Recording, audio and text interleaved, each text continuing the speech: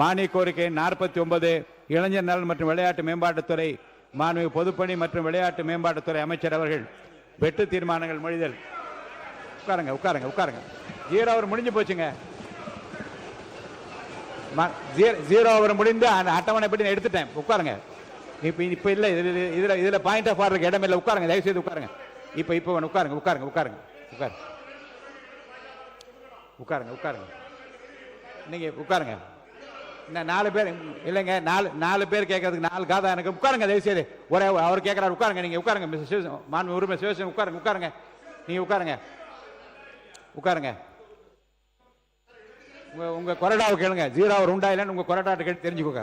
உட்காருங்க உட்காருங்க. 0 ஓவர்லாம் முடிஞ்சு அட்டவணைப்படி வந்துட்டேன் நான். மாண்பு உறுப்பினர் சிவசேனா உட்காருங்க. என்ன பாயிண்டா பாடுறது? உட்காருங்க. மாண்பு பொதுப்பணித்துறை அமைச்சர் நீங்க பேசுங்க. உட்காருங்க உட்காருங்க உட்காருங்க உட்காருங்க உட்காருங்க. இல்ல வேண்டாம் உட்காருங்க. நீங்க பேசுங்க. உட்காருங்க சார் உட்காருங்க. இல்ல வேண்டாம் உட்காருங்க உட்காருங்க.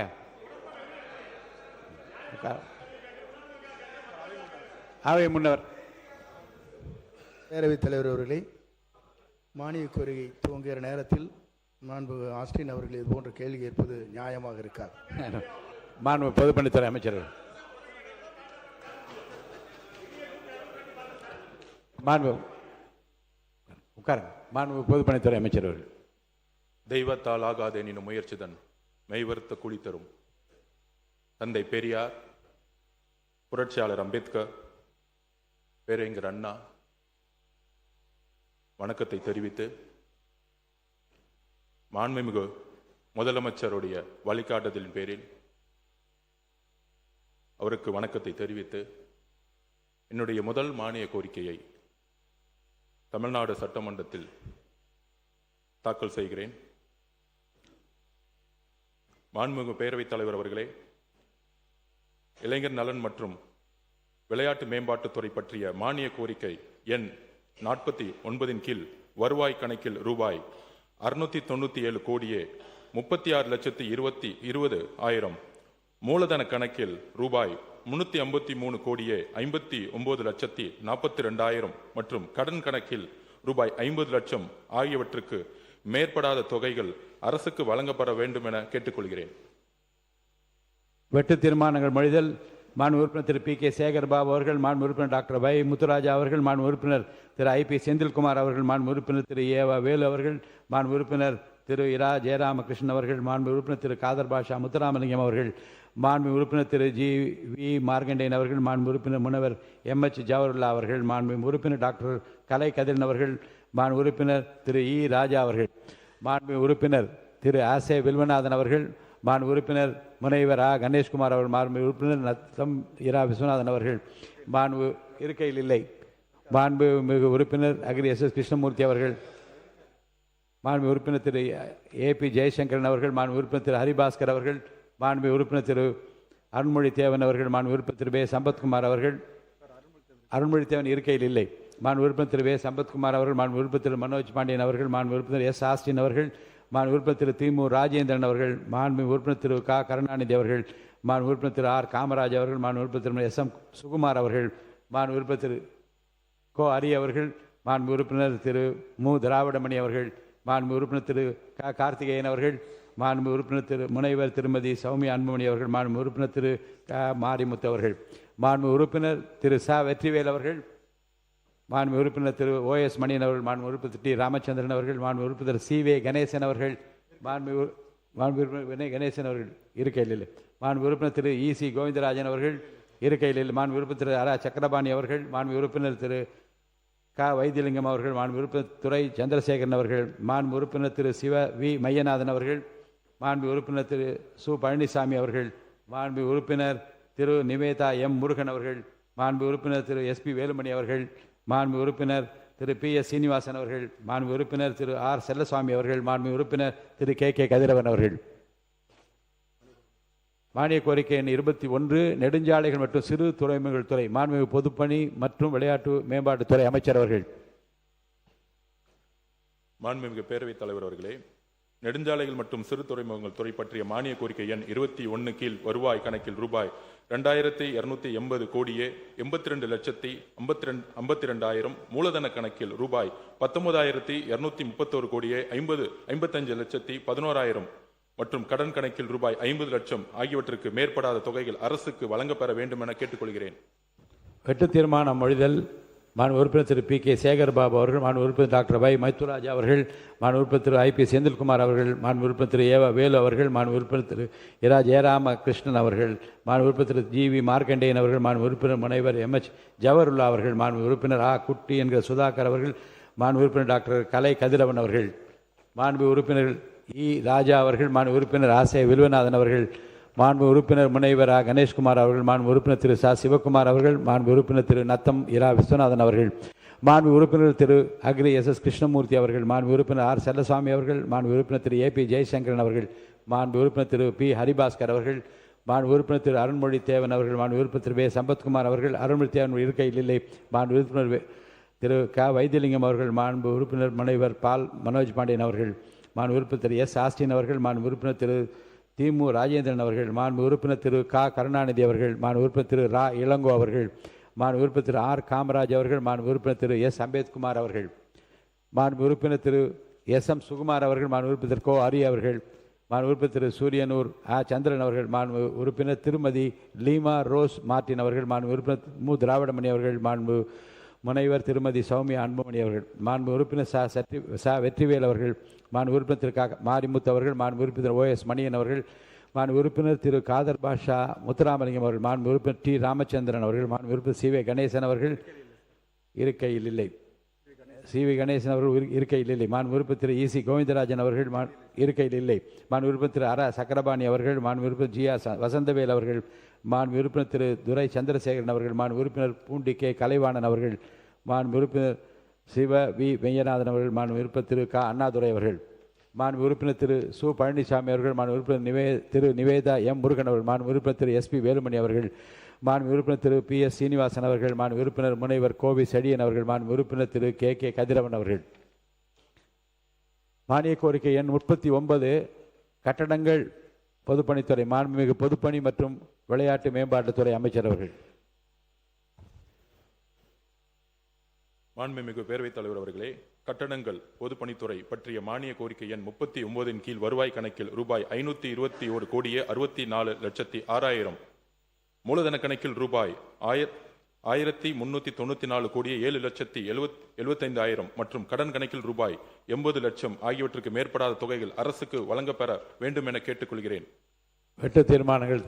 மாண்பு உறுப்பினர் திரு பி.கே. சேகர்பாபு அவர்கள், மாண்பு உறுப்பினர் டாக்டர் வை. முத்துராஜா அவர்கள், மாண்பு உறுப்பினர் திரு ஐ.பி. செந்தில்குமார் அவர்கள், மாண்பு உறுப்பினர் திரு ஏவ. வேலு அவர்கள், மாண்பு உறுப்பினர் திரு இரா. ஜெயராமகிருஷ்ணன் அவர்கள், மாண்பு உறுப்பினர் திரு காதர் பாஷா முத்துராமலிங்கம் அவர்கள், மாண்பு உறுப்பினர் திரு ஜி.வி. மார்க்கண்டேயன் அவர்கள், மாண்பு உறுப்பினர் முனைவர் எம்.எச். ஜவஹருல்லா அவர்கள், மாண்பு உறுப்பினர் திரு ஆ. குட்டி என்கிற சுதாகர் அவர்கள், மாண்பு உறுப்பினர் டாக்டர் கலை கதிரவன் அவர்கள், மாண்பு உறுப்பினர் திரு இ. ராஜா அவர்கள், மாண்பு உறுப்பினர் திரு நிவேதா எம். முருகன் அவர்கள், மாண்பு உறுப்பினர் திரு ஆசா வெல்வநாதன் அவர்கள், மாண்பு உறுப்பினர் திரு க. கருணாநிதி அவர்கள், மாண்பு உறுப்பினர் முனைவர் ஆ. கணேஷ்குமார் அவர்கள், மாண்பு உறுப்பினர் திரு ச. சிவகுமார் அவர்கள், மாண்பு உறுப்பினர் திரு நத்தம் இரா. விஸ்வநாதன் அவர்கள், மாண்பு உறுப்பினர் திரு அக்ரி எஸ்.எஸ். கிருஷ்ணமூர்த்தி அவர்கள், மாண்பு உறுப்பினர் திரு டி. ராமச்சந்திரன் அவர்கள், மாண்பு உறுப்பினர் திரு எஸ். ஆஸ்டின் அவர்கள், மாண்பு உறுப்பினர் திரு க. கார்த்திகேயன் அவர்கள், மாண்பு உறுப்பினர் திரு ஜி. ஆர். வசந்தவேல் அவர்கள், மாண்பு உறுப்பினர் திரு துரை சந்திரசேகரன் அவர்கள், மாண்பு உறுப்பினர் திரு எஸ். பி. வேலுமணி அவர்கள், மாண்பு உறுப்பினர் திரு ஆர். செல்லசுவாமி அவர்கள், மாண்பு உறுப்பினர் முனைவர் கோவி செடியன் அவர்கள். மானிய கோரிக்கை 35 மனிதவள மேலாண்மை துறை, மாண்புமிகு மனிதவள மேலாண்மை துறை அமைச்சர் அவர்கள். எல்லாம் புகழும் தளபதிக்கு. மாண்புமிகு பேரவைத் தலைவர் அவர்களே, எடுத்த காரியம் யாவிலும் வெற்றி, எங்கு நோக்கினும் வெற்றி, விடுத்த வாய்மொழிக்கு வெற்றி என்னும் எண்ணங்கள் அனைத்திலும் வெற்றி, எங்கும் வெற்றி எதிலும் வெற்றி, எங்கும் வெற்றி எதிலும் வெற்றி என பேனாவில் மெய்போட்டு எழுதாமல் மெய்போட்டு எழுதிய பாரதியின் வரிகளுக்கு வெற்றியின் முகமாய், வெற்றியின் முகவரியாய் தமிழக வெற்றி கழகத்தின் தன்னிகரில்லா தலைவா, எங்களை ஆளும் தமிழகத்தின் தவப்புதல்வா, தங்கள் பாதம் பணிந்து அமைச்சர் அப்புறம் நீங்க மாண்பு அமைச்சர் இங்க பாருங்க. மனிதவள மேலாண்மை துறை மானிய கோரிக்கை எண் 35. மாண்புமிகு பேரவைத் தலைவர் அவர்களே, மனிதவள மேலாண்மை துறை கோரிக்கை எண் 35 கீழ் வருவாய் கணக்கில் ரூபாய் 202 கோடியே 27,96,000, மூலதன கணக்கில் ரூபாய் 53 கோடியே 5,83,000 மற்றும் கடன் கணக்கில் ரூபாய் 3 கோடி ஆகியவற்றிற்கு மேற்படாத தொகைகள் அரசுக்கு வழங்க வேண்டும் என்று கோருகிறேன். வெட்டு தீர்மானங்கள் மொழிதல். மாண்பு உறுப்பினர் திரு பி கே சேகர்பாபு அவர்கள், மாண்பு உறுப்பினர் டாக்டர் வை முத்துராஜா அவர்கள், மாண்பு உறுப்பினர் ஐபி செந்தில்குமார் அவர்கள், மாண்பு உறுப்பினர் திரு ஏவா வேலு அவர்கள், மாண்பு உறுப்பினர் திரு எஸ் ஆஸ்டின் அவர்கள், மாண்பு உறுப்பினர் திரு இரா ஜெயராமகிருஷ்ணன் அவர்கள், மாண்பு உறுப்பினர் திரு காதர் பாட்ஷா முத்துராமலிங்கம் அவர்கள், மாண்பு உறுப்பினர் திரு ஜி.வி. மார்கண்டேயன் அவர்கள், மாண்பு உறுப்பினர் முனைவர் எம்.எச். ஜவஹர்லா அவர்கள், மாண்பு உறுப்பினர் ஆ. குட்டி என்ற சுதாகர் அவர்கள், மாண்பு உறுப்பினர் டாக்டர் கலை கதிரவன் அவர்கள், மாண்பு உறுப்பினர் திரு இ. ராஜா அவர்கள், மாண்பு உறுப்பினர் திரு ஆசை வில்வநாதன் அவர்கள், மாண்பு உறுப்பினர் திரு க. கருணாநிதி அவர்கள், மாண்பு உறுப்பினர் முனைவர் கோவி செழியன் அவர்கள், மாண்பு உறுப்பினர் முனைவர் ஆ. கணேஷ்குமார் அவர்கள், மாண்பு உறுப்பினர் திரு ச. சிவகுமார் அவர்கள், மாண்பு உறுப்பினர் திரு O.S. மணியன் அவர்கள், மாண்பு உறுப்பினர் திரு நத்தம் விஸ்வநாதன் அவர்கள், மாண்பு உறுப்பினர் டி. ராமச்சந்திரன் அவர்கள், மாண்பு உறுப்பினர் ஆர். செல்லசுவாமி அவர்கள், மாண்பு உறுப்பினர் வே. சம்பத்குமார் அவர்கள், மாண்பு உறுப்பினர் தி. மு. ராஜேந்திரன் அவர்கள், மாண்பு உறுப்பினர் ஆர். காமராஜ் அவர்கள், மாண்பு உறுப்பினர் எஸ். அம்பேத்குமார் அவர்கள், மாண்பு உறுப்பினர் திரு எஸ். எம். சுகுமார் அவர்கள், மாண்பு உறுப்பினர் ஆ. அருண்மொழி தேவன் அவர்கள் இருக்கையில் இல்லை, மாண்பு உறுப்பினர் திரு மு. திராவிடமணி அவர்கள், மாண்பு உறுப்பினர் ச. வெற்றிவேல் அவர்கள், மாண்பு உறுப்பினர் திரு க. மாரிமுத்து அவர்கள், மாண்பு உறுப்பினர் திரு அர. சக்கரபாணி அவர்கள், மாண்பு உறுப்பினர் துரை சந்திரசேகரன் அவர்கள், மாண்பு உறுப்பினர் சிவா. பி. மையநாதன் அவர்கள், மாண்பு உறுப்பினர் கே. கதிரவன் அவர்கள். மானிய கோரிக்கைகளும் வெட்டு தீர்மானங்களும் பேரவையின் விவாதத்திற்கு வைக்கப்பட்டுள்ளன. மாண்பு அமைச்சர்கள் முன்னுரையாக ஏதாவது கூற விரும்பினால் மாண்பு பொதுப்பணி அமைச்சர்.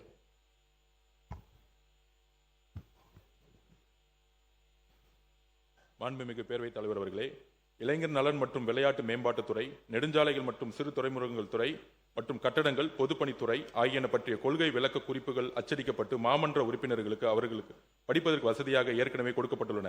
மின்னஞ்சல் மூலமாகவும் அனுப்பப்பட்டுள்ளன. கொள்கை விளக்க குறிப்புகள் தமிழிலும் ஆங்கிலத்திலும் மாண்புமிகு உறுப்பினர்களிடையே மேசையில் உள்ள சிறு கணினிலும் பதிவேற்றம் செய்யப்பட்டுள்ளன.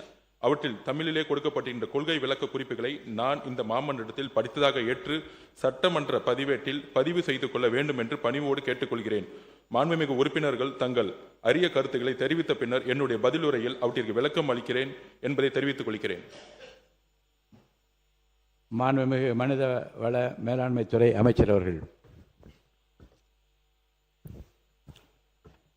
மாண்புமிகு பேரவைத் தலைவர் அவர்களே, மனிதவள மேலாண்மை துறை பற்றி கொள்கை விளக்க குறிப்பு தமிழிலும் ஆங்கிலத்திலும் அச்சடிக்கப்பட்டு மாமன்ற உறுப்பினர்களுக்கு அவர்கள் படிப்பதற்கு வசதியாக ஏற்கனவே வழங்கப்பட்டு உள்ளது. மேலும் மின் அஞ்சலின் மூலமாக அனுப்பப்பட்டு உள்ளது.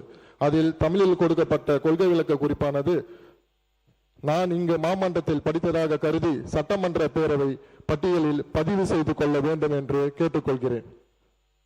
மாண்புமிகு உறுப்பினர்கள் தங்கள் அரிய கருத்துக்களை தெரிவித்த பின்னர் எனது பதிலுரையை உரிய விளக்கம் அளிக்கிறேன் என்பதை தெரிவித்துக் கொள்கிறேன். மானிய கோரிக்கைகள் மீது விவாதம். இன்று 4 மானிய கோரிக்கைகள் விவாதத்தில் வைக்கப்பட்டுள்ளன. மாண்பு உறுப்பினர்கள் 4 மானிய கோரிக்கைகள் மீதும் சேர்ந்தே பேசலாம். விவாதத்தை தொடங்கி வைப்பவர் மாண்புமிகு உறுப்பினர் திரு ஏவா வேலு அவர்கள்.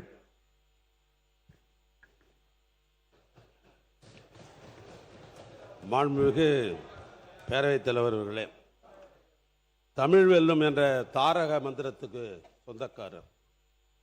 தமிழர் என்ற ஒரு சொல்லின் மூலமாக அனைத்து ஜாதியரையும் ஒன்றிணைத்தவர்.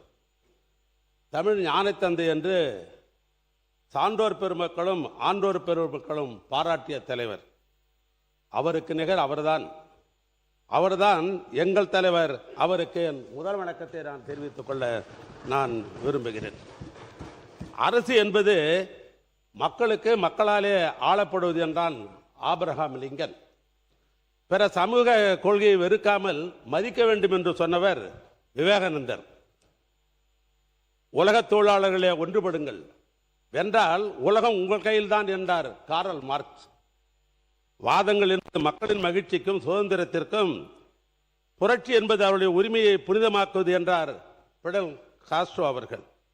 அந்த வரிசையில்தான் இந்திய வரலாற்றையே புரட்டி போடும் போர்க்குணம் படைத்த தலைவர், வாடிய பயிரை கண்டபோதெல்லாம் வாடினேன் என்று சொன்ன வள்ளலார் எண்ணம் கொண்ட தலைவர், எல்லோருக்கும் எல்லாம் கிடைக்க வேண்டும், எல்லோருக்கும் எல்லாம் கிடைக்க வேண்டும் என்ற மனித மேம்பாட்டு தத்துவத்தை நாட்டிற்கு தந்த நற்றமிழ் நாயகர் எங்கள் தலைவர் அருமையண்ணன் மு.க. ஸ்டாலினுக்கு என்னுடைய முதல் வணக்கத்தை நான் தெரிவித்துக் கொள்ள விரும்புகிறேன்.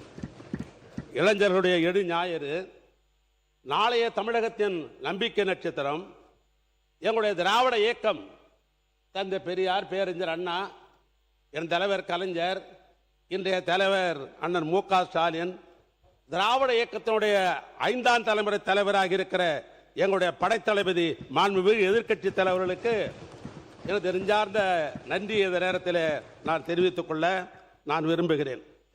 மாண்புமிகு பேரவைத் தலைவர்களே, சில ஆண்டுகளுக்கு முன் புகழ்பெற்ற இந்து தமிழ் தினசரி நாளில் அவருடைய ஆசிரியராக இருந்த சமஸ் அவர்கள் தெற்கிலிருந்து ஒரு சூரியன் என்ற புத்தகத்தை தயாரித்து வெளியிட்டிருந்தார்கள். அந்த புத்தகம் வேறு வேறு படிப்பவர்கள் பார்த்திருக்கக்கூடும். மாண்புமிகு பேரவைத் தலைவருக்கு இந்த புத்தகத்தை நான் காட்ட விரும்புகிறேன். இப்படிப்பட்ட புத்தகம் லட்சக்கணக்கான இந்த புத்தகம் இன்றைக்கு தமிழ்நாட்டில் விற்பனையானது. அதற்கு காரணம், அந்த புத்தகம் தமிழ்நாட்டுடைய வரலாற்றையும் பண்பாட்டையும் கலாச்சார கட்டமைப்புகளையும் உருவாக்குவதில் தலைவர் கலைஞர் முன்னணியில் இருந்த ஒரு தலைவர். மாநிலத்தின் வளர்ச்சிக்கு பெரிதும் பாடுபட்ட தலைவர் கலைஞர். பாரம்பரியத்தை போற்றுவதும், பழமையான கட்டடங்களை பாதுகாப்பதும் பராமரிப்பதும் பொதுத்துறையின் முக்கிய பங்கு என்பதை செயல் மூலம் விளக்கி அதை சிறப்பாக செய்து முடித்தவர் அண்ணன் கலைஞர் அவர்கள். அதனால்தான் இந்த புத்தகத்தை படிக்க வேண்டும் என்று சொன்னதற்கு பல்வேறு ஆன்றோர் பெருமக்கள், சான்றோர் பெருமக்கள், பத்திரிகையாளர்கள் இதில் கட்டுரை எழுதியிருக்கிறார்கள். அவருடைய பரிணாம வளர்ச்சி பற்றி நான் சுருக்கமாக சொல்ல வேண்டும் என்று சொன்னால், இன்றைக்கு தமிழ்நாட்டினுடைய தலைநகராக இருக்கிற சென்னையில் இருக்கிற வள்ளூர் கோட்டத்திலிருந்து குமரிமலையில் இருக்கிற 133 அடி சிலை இருக்கிறது பார். இது இடப்பட்டு இருக்கிற மாநகராட்சியாக இருக்கலாம், நகராட்சியாக இருக்கலாம், ஊராட்சிகளாக இருக்கலாம். ஆக இந்த இடங்கள் எல்லாம் அண்ணன் கலைஞருடைய அடையாளம் இல்லாத ஊரே கிடையாது என்ற அடிப்படையில் இந்த புத்தகத்தில் அப்படித்தான் குறிப்பிடப்பட்டிருக்கிறது. எனவே அவர் வழியில் வந்த எங்கள் தலைவர், தமிழ்நாட்டிலே அற்புதமான ஆட்சி நடத்த திராவிட மாடல் நாயகர், தமிழ்நாட்டுடைய கட்டமைப்பின் மூலமாக மூலதன செலவை உருவாக்க முடியும். ஏன்னா மூலதன செலவு என்பது பல துறைகள் இருக்கிறது. ஒரு துறையும் செலவோடு மட்டும் போய்விடும். ஆனால் நெடுஞ்சாலைத்துறை, இந்த போக்குவரத்து பொதுப்பணித்துறை என்பது மூலதன செலவை ஈர்ப்பது, அரசாங்கத்திற்கு சொத்து சேர்த்து வைப்பது. ஆனால் எங்களுடைய முதலமைச்சராக இருந்த மு க ஸ்டாலின் அவர்கள் மூலதன செலவை உருவாக்க வேண்டும் என்ற அடிப்படையில் பல அடையாளங்களை அண்ணன் கலைஞர் வழியில் இந்த தமிழ்நாட்டில் உருவாக்கி தந்தார். அதில் சிலவை மட்டும் நான் குறிப்பிட காலத்தின் நேரத்தையும் கருதி நான் விரும்புகிறேன். தமிழனுடைய பாரம்பரிய விளையாட்டு ஜல்லிக்கட்டு, அதற்கு கிழக்கரையில் கலைஞர் ஏறுதழுவல் அரங்கம், சைதாப்பேட்டையில் இன்றைக்கு 5 ஸ்டார் ஹோட்டலை போல இன்றைக்கு MC ராஜாவுடைய பெயரில் 10 தளங்கள் கொண்ட மாணவர் விடுதி, கொளத்தூரில் 6 மாடுக்கு கொண்ட பெரியார் மருத்துவமனை, மதுரையில் கலைஞர் நூலகம், தமிழனுக்கு பெருமை சேர்க்க அண்ணன் கலைஞருக்கு சென்னையில் மெரினா கடற்கரையில் நினைவிடம், கள்ளக்குறிச்சி, விருதுநகர், திருப்பத்தூர், மயிலாடுதுறை ஆகிய புதிய மாவட்டங்களுக்கு மாவட்ட ஆட்சி அலுவலகங்கள்.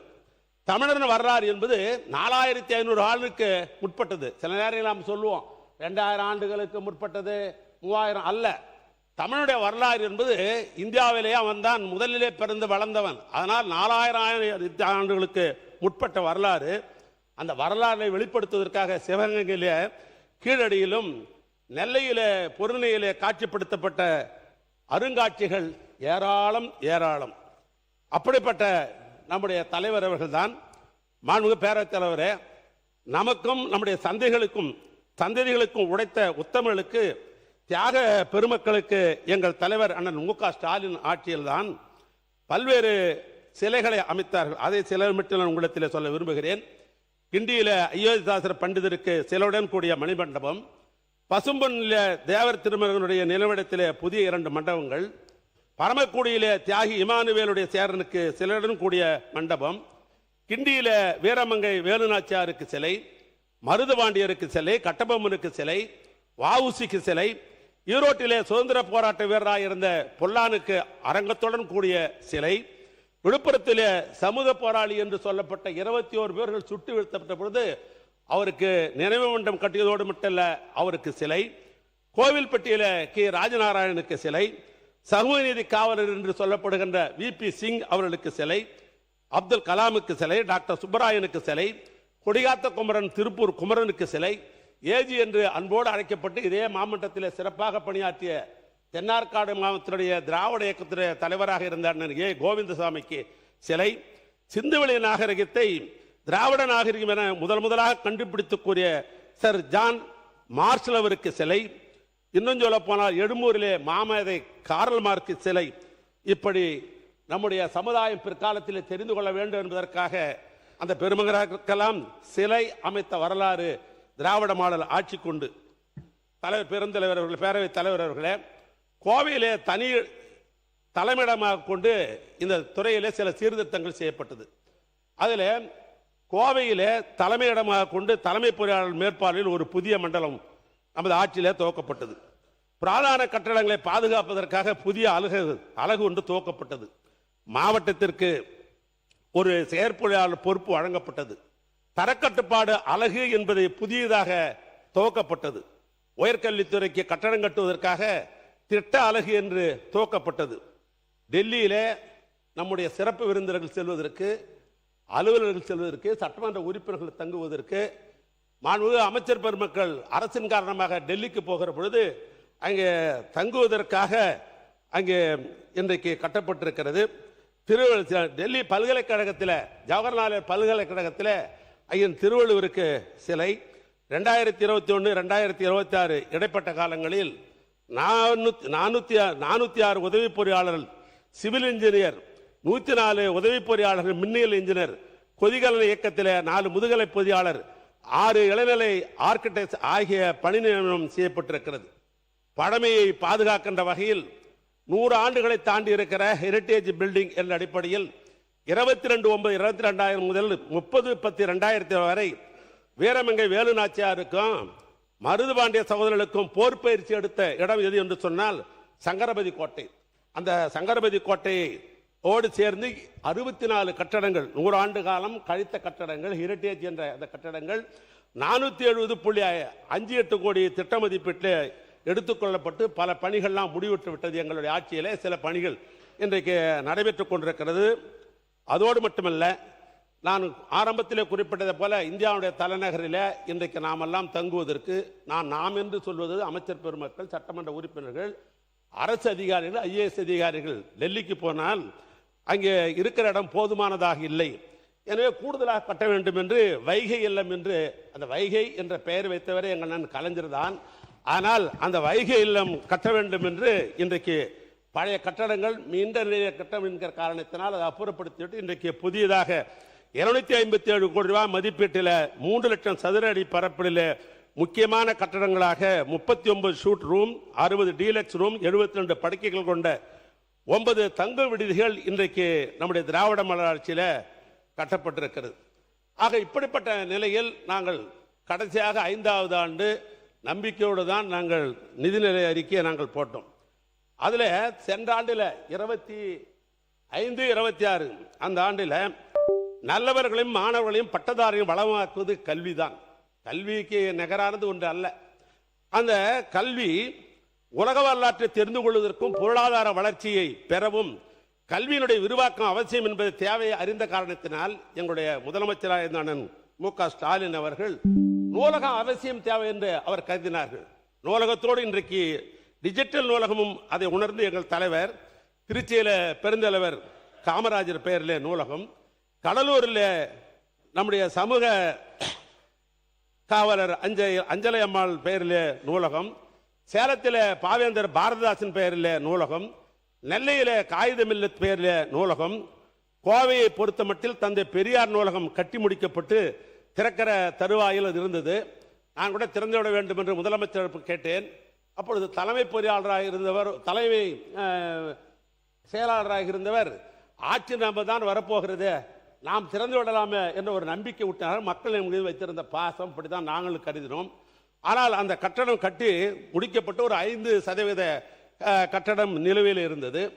கோயம்புத்தூரில் நம்முடைய மாண்புமிகு பொதுப்பணித்துறை அமைச்சர் கூட சென்று அந்த நூலகத்தை எல்லாம் கண்டுகளித்து ஆய்வு செய்து அதற்கு பின்னால் கூட பேட்டி கொடுத்திருந்தால் நான் கூட பத்திரிகையில் நான் பார்த்தேன். நான் கேட்க விரும்புவது, இந்த 3 மாத காலம் ஆகிறது.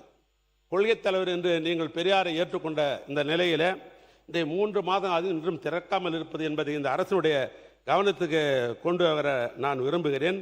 ஆக இந்த நூலகம் இன்றைக்கு மக்கள் பயன்பாட்டுக்கு இல்லாமல் கிடப்பிலே கிடக்கிறது என்பதையும் நினைவூட்டி, அதோடு மட்டுமல்ல, எங்கள் தலைவர் அவர்கள் கேரளாவிலே ஆறுக்குட்டி என்ற ஒரு இடம் உண்டு. அது வைக்கத்திற்கு போராட்டத்திற்கு போன்ற நம்முடைய தந்தை பெரியார் அவர்கள் சிறை இருந்த இடம் அந்த ஆறுக்குட்டி என்பது. அந்த ஆறுக்குட்டியில அன்றைய முதலமைச்சர் கேரள முதலமைச்சர் இடத்திலே கேட்டு அந்த ஆறுக்குட்டியில ஒரு நினைவு சிறைச்சாலை அமைக்க வேண்டும் என்று முதலமைச்சர்கள் கடிதம் எழுதினார்கள். நானே நேரடியாக சென்று கேரள முதலமைச்சர் தோழர் பினராயி விஜயனை பார்த்தேன். அந்த 70 சென்ட் இடத்தை அவர்கள் தானமாக நம்முடைய அரசாங்கத்துக்கு கொடுத்தார்கள். அதில் ஒரு சிறை அமைக்க வேண்டும் என்பதற்காக 3.9 கோடி பணம் எங்கள் அண்ணன் ஒதுக்கி தந்தார்கள். நானே கேரளாவுடைய சுற்றுலாத்துறை அமைத்து கொண்டு அடிகோல் விழாக்களுடன் நடத்தினோம். அது என்னவோ தெரியவில்லை, பெரியாரை பற்றி பெருமையாக பேசுகிற நீங்கள் இந்த 3 ஆண்டு காலம் என்னென்ன கிடப்பிலே போட்டு விட்டீர்கள். எனவே அதையும் இந்த நேரத்தில் 3 மாத காலமாக அது கிடப்பிலே போட்டிருக்கிறீர்கள். அமைச்சர்கள் பதிலில் அதனுடைய விளக்கத்தை தர வேண்டும் என்று இந்த நேரத்தில் கேட்டுக்கொள்ள. என்று சொன்னால் தந்தை பெரியார்களை கொள்கை தலைவர் என்று அடிக்கடி நீங்கள் தம்பட்டம் அடித்துக் கொள்ளுகிற காரணத்தினால் அதை உங்களுக்கு நான் நினைவூட்ட நான் விரும்புகிறேன். நாங்கள் எங்கள் ஆட்சியில் பெருந்தலைவர் காமராஜர் அவர்கள் மீது எங்களுக்கு உண்மையாக சொல்லுகிறேன், நிரம்ப பற்றுண்டு. நிரம்ப பற்று இருக்கிற காரணத்தினால் தான் இன்றைக்கு திருச்சியில் கூட நம்முடைய பெருந்தலைவர் காமராஜர் என்பதில் இன்றைக்கு ஒரு நூலகத்தை இன்றைக்கு நாங்கள் கட்டி கொண்டிருக்கிறோம். நான் ஏன் இதை குறிப்பிடுகின்ற சொன்னால், காமராஜருக்கு என்று எங்களுக்கு ஒன்றும் திடீரென ஒன்று பாசம் வந்து விடவில்லை. இன்னும் சொல்ல போனால் 1961 தமிழ்நாட்டிலே காங்கிரஸ் தான் ஆண்டு கொண்டிருந்தது. அப்பொழுது திராவிட முன்னேற்ற கழகத்தினுடைய தோழர்கள் அன்றைக்கு சென்னையினுடைய மாநகராட்சியினுடைய மேயராக இருந்தார்கள். பெருந்தலைவர் காமராஜருக்கு அண்ணாவை பார்த்து அன்றைக்கு இருந்த மேயர் அண்ணாவை பார்த்து உங்களுக்கு சிலை வைக்க வேண்டும், சென்னை மாநகராட்சியை சிலை வைப்பதற்கு மேயருக்கு எனக்கு அதிகாரம் உண்டு என்று சொன்ன பொழுது அண்ணா சொன்னாராம், இல்லை இல்லை, எனக்கு சிலை முக்கியமல்ல, சுதந்திர போராட்டத்திற்காக போராடியவர் நம்மவர் பெருந்தலைவர் காமராஜருக்கு நீங்கள் சிலை வைங்க என்று அண்ணா அவர்கள் அப்படித்தான் குறிப்பிட்டாராம். ஆனால் அன்றைக்கு 1961 சென்னையில் மாநகராட்சியின் திராவிட முன்னேற்ற கழகத்தினுடைய மேயர் அவர்கள் ஜிம்கானா கணப்பு என்று சொல்லப்படுகிற அன்றைய மவுண்ட் ரோடு இன்றைக்கு இருக்கிற அண்ணா சாலையில் இன்றைக்கு காமராஜர் சிலையை அதை அங்கே நிறுவி அன்றைக்கு இருந்த பிரதமர் நேரு அவர்களை அழைத்து கொண்டு வந்து அந்த சிலையை திறந்த வரலாறு யாருக்கு என்று சொன்னால் திராவிட முன்னேற்ற கழகத்திற்கு உண்டு என்பதற்காகத்தான் இதை நான் குறிப்பிட விரும்புகிறேன். அதோடு மட்டுமல்ல, 13/4/1955 தான் பெருந்தலைவர் காமராஜர் முதலமைச்சராக வருகிறார். ஆனால் அதுக்கு முன்னால் வரைக்கும் ராஜாஜி தான் இருந்தார். அந்த இருவருக்கு ஏற்பட்ட கருத்து வேறுபாடின் காரணத்தால் ராஜாஜி அவர்கள் ராஜினாமா செய்தார். பெருந்தலைவர் காமராஜர் முதலமைச்சரானார். ஆனால் சட்டமன்ற உறுப்பினராக இல்லை. சட்டமன்ற உறுப்பினர் 6 மாத காலத்தில் ஆக வேண்டும். அப்படிப்பட்ட நிலையில் தான் நம்முடைய பொதுப்பணித்துறை அமைச்சர் சகோதரர் பிறந்த மாவட்டம் எதுன்னு சொன்னா அன்றைய வடார்காடு மாவட்டம், இன்றைக்கு அது வேலூர் மாவட்டம். வடார்காடு மாவட்டத்தில் தான் என் சொந்த ஊர், என்னுடைய ஊர் இருந்தது. அதற்கு பின்னால் திருவண்ணாமலை மாவட்டம், வேலூர் மாவட்டம், ராணிப்பேட்டை மாவட்டம், திருப்பத்தூர் மாவட்டம், இன்றைக்கு 4 மாவட்டமாக பிரிக்கப்பட்டு விட்டது. ஆனால் பொதுப்பணித்துறை அமைச்சர் மாண்புமிகு பேரவைத் தலைவர்களே, மூத்த உறுப்பினர், நான் பிறந்தது திருச்சி மாவட்டம், திருவம்பூர், BHL பதிவு செய்கிறேன். அவையில் தவறான ஒரு தகவல் கொடுக்கக்கூடாது. இன்னொன்று, தம்பட்டம் அடிக்கிறார்னு சொல்லிட்டே இருந்தார். அந்த வார்த்தை தேவையற்ற வார்த்தை. இன்னும் அறிவாலயத்தில் பெரியார் சிலை நிறுவப்படவில்லை. எங்களுடைய கட்சி அலுவலகத்தில் பெரியார் சிலையும் அம்பேத்கர் சிலையும் இருக்கிறது. பேசுங்க. தம்பட்டம் என்பது அன்பார்லிமெண்ட், நம்ம சுய புராணம் என்று சில நேரத்தில் சொல்லுவோம், தம்பட்டம் என்று சொல்லுவோம், விளம்பரப்படுத்திக் கொள்ளும். இப்படித்தான் அதுக்கு பொருள் உண்டே, வேறொன்றுமல்ல. வேறொன்றுமல்ல. சரி, எனக்கு கிடைத்த தகவலை நான் சொன்னேன். ஒரு பெருமைப்படுத்துவதற்காக வடார்காடு மாவட்டம் ஒரு பெரிய மாவட்டம். அந்த மாவட்டத்திலே கேவிக்குப்பம் தொகுதியிலே தொண்டான் துளசி என்கிற அவருடைய தந்தை ராஜேந்தர் ரெட்டியார் அவர்கள் எனக்கு கிடைத்த தகவலை வைத்து சொன்னேன். அது இல்லை என்று மறுத்தால் அதை பற்றி நான் ஏற்றுக்கொள்கிறேன். ஆனால் அதற்கு பக்கத்தில் தான் குடியாத்தம் என்கிற ஒரு தொகுதி இருக்கிறது. அந்த குடியாத்தம் தொகுதியில் தான் பெருந்தலைவரை அங்கே நிறுத்தி வைக்க வேண்டும் என்று முடிவு செய்கிறார்கள். ஏன்னா எம்எல்ஏ ஆனதான் முதலமைச்சராக இருக்க முடியும் 6 மாசத்துல. அப்படிப்பட்ட நிலையில குடியாத்தத்தில் அவர் நிற்க வேண்டும் என்று முடிவு செய்த பொழுது அண்ணாவுடைய பெருந்தன்மை பாருங்க, திராவிட முன்னேற்ற நிறுவன தலைவருடைய பெருந்தன்மை பாருங்கள். அண்ணா சொல்லுகிறார், பெருந்தலைவர் காமராஜர், பச்சை தமிழன் பெருந்தலைவர் காமராஜர் தேர்தலில் நிற்கிறார், அவரை எதிர்த்து திராவிட முன்னேற்ற கழகம் நிற்காது என்று சொல்லிவிட்டதோடு மட்டுமல்ல, ஒரு கட்டளை தீர்த்துகிறார். குணாளா குலக்குழந்தை வருக வருக என்று எழுதியோடு மட்டுமல்ல, திராவிட முன்னேற்ற கழகம் உடைத்து பெருந்தலைவர் காமராஜர் அவர் அன்றைக்கு இடைத்தேர்தலில் வெற்றி பெற்றார் என்பது அது வரலாறு. அதோடு மட்டுமல்ல, 1967 திராவிட முன்னேற்ற கழகம் ஆட்சிக்கு வருகிறது. 68 அண்ணாவுடைய தலைமையில் அன்றைக்கு உலகத்தமிழ் மாநாட்டை நடத்துகிறார்கள். நம்முடைய அண்ணா அவர்கள் நேரடியாக பெருந்தலைவர் காமராஜருக்கு போகிறார். அங்கு சென்று நீங்கள் தான் அந்த மாநாட்டிலே வரவேற்புரை நிகழ்த்த வேண்டும் என்று கேட்கிறார். பெருந்தலைவர் காமராஜர் அவர்கள் அன்றைக்கு அந்த உலகத்தமிழ் மாநாட்டில் அவர் வரவேற்பை நிகழ்த்தி அந்த மாநாட்டுக்கு பெருமை சேர்த்த வரலாறு உண்டு.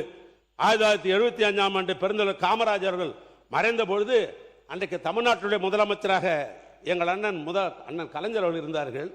அவர் கேள்விப்பட்ட உடனே திருமலை நாயக்கர் தெருவுக்கு சென்று அவரே கிட்டிருந்து இரவு அன்றைக்கு மழை, அந்த மழையை கூட பாராமல் அவரே நேரடியாக சென்று அன்றைக்கு தமிழ்நாடு காங்கிரஸ் தலைவர் அந்த ராஜாராம் நாயுடு அழைத்துக் கொண்டு இடத்தை தேர்வு செய்து பெருந்தலைவர் காமராஜருடைய அந்த மறைவை அரசு மரியாதையுடன் பெருந்தலைவர் காமராஜருக்கு அரசு மரியாதையுடன் வைத்ததோடு மட்டுமல்ல, அவருக்கு சிலை அமைத்து மணிமண்டபம் கட்டிய தலைவரும் எங்களுடைய தலைவர் அண்ணன் கலைஞர் என்று சொன்னால் மிகையாகாது.